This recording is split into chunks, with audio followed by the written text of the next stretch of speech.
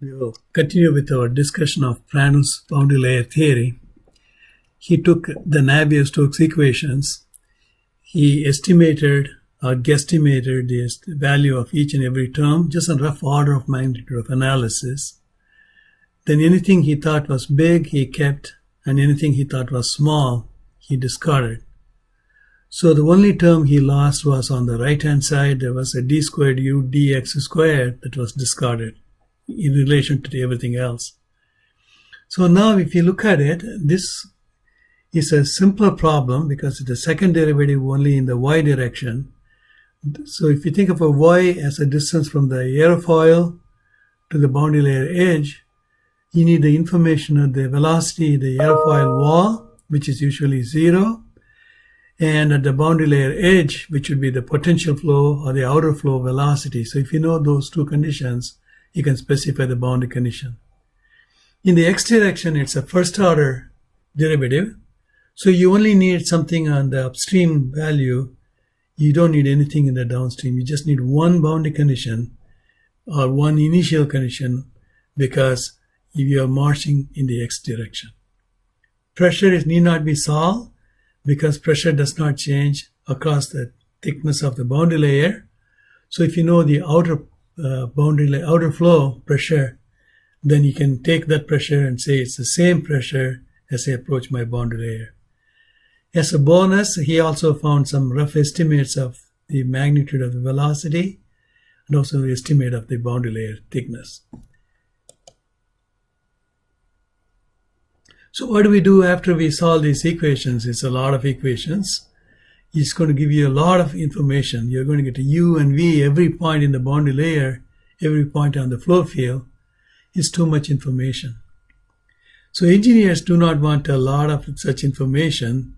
So if you get all this data, whether from an experiment or from a CFD simulation, they would try to extract a few handful of relevant quantities from this information. So we're going to talk briefly about what are the most useful information about the boundary layer that you want to know or an engineer wants to know.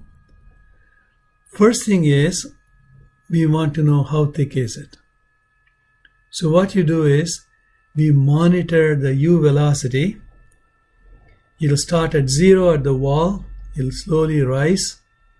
So when it reaches 99% of the velocity and the top boundary where we have prescribed the boundary condition, then we say we have reached the edge of the boundary layer. So this edge velocity that we prescribe at the boundary is from the potential flow, which is the outer flow. Wall is 0. So that's called the boundary layer thickness. So coming back here, this is a picture of the boundary layer.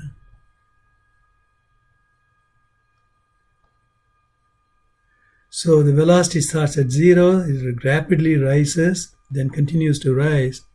So when it reaches 99% of this v, wherever it reaches that value, that's the boundary layer thickness, delta. So it's called the boundary layer thickness.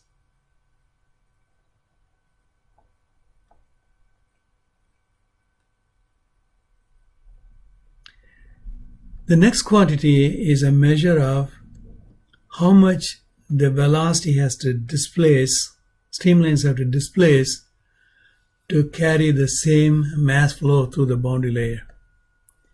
If you don't have any boundary layer at all, if everything was no viscosity at all, everywhere the velocity will be rho e and ue. So high velocity, so the streamline distance can be relatively small. But if the velocity is small inside the boundary layer compared to ue, then you have a lower velocity. The streamlines will have to open up or become displaced away from the surface to pump the same amount of mass flow through. So it's mathematically we define the displacement thickness as 1 minus rho u over rho h u h dy. In incompressible flow, rho is same as rho h. If it's a compressible flow, rho could be also changing in addition to the velocity. So this is a mathematical definition of the displacement thickness. Thirdly, we look at the momentum thickness. That means if you're losing mass, you're also losing momentum. So how thick a streamline, how many streamlines have to be to get the same momentum back? So here you have a mass flow, rho u times dy. Here you have the velocity loss, 1 minus u relative to UH, velocity deficit. So the mass flow rate times the velocity deficit is a momentum deficit. So momentum thickness is a measure of the momentum deficit inside the boundary layer, loss of momentum in the boundary layer because of viscosity. Then this is given a symbol theta. This is given a symbol delta star. So this has got a distance unit of distance because this is no non-dimensional. So here you have a distance unit. So this would be the same unit as y, meters or centimeter or millimeter. Same thing with the theta. Then if you take the ratio between delta star over theta, you'll get a non-dimensional number. That non-dimensional number, we call it a shape factor. Just by looking at the shape factor, we could tell a lot from experience. For example, if it is between 2 and 3, the flow is most likely a laminar flow. If it is greater than 3.7, the flow is getting ready to separate. If it is between 1.5 and 2, then the flow is most likely turbulent. So just like a doctor can just take a few measurements like a temperature and blood pressure and tell a lot about a patient's health, experienced boundary layer engineers, if you give them these integrated quantities, delta star and theta, then they can tell a lot about the boundary layer. By the way, these are computed usually in a wind tunnel. You measure the velocity at many y locations, then you numerically integrate it.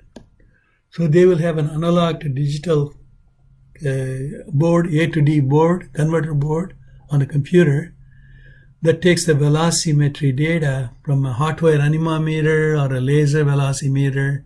They will grab these U values at different Y location, then compute this function at different Y location, then plot that function versus Y. The area under the curve is theta.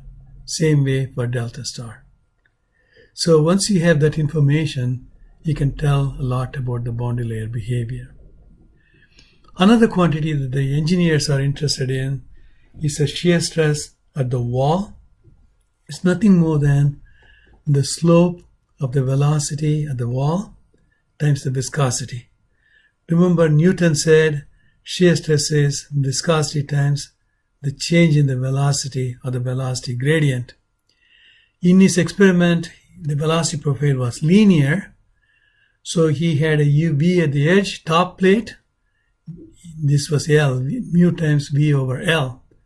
But now we have a nonlinear velocity profile, so the slope will change from point to point to point. Therefore, the slope we have to pick is right at the wall. So this is the shear stress at the wall. If you take the shear stress at the wall and divide it by 1/2 density at the edge of the boundary layer times the velocity at the edge of the boundary layer, you'll get a non-dimensional number, which is called the skin friction coefficient.